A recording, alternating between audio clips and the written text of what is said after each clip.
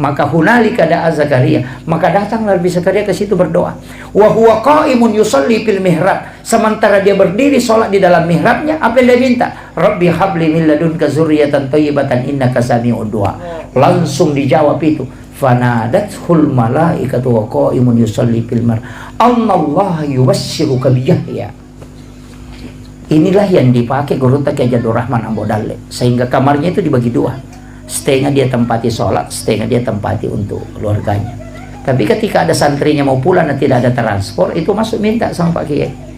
Pak Kiai, saya mau pulang tapi tidak ada uang. Masuklah ke di situ, nak. Siapa tahu ada.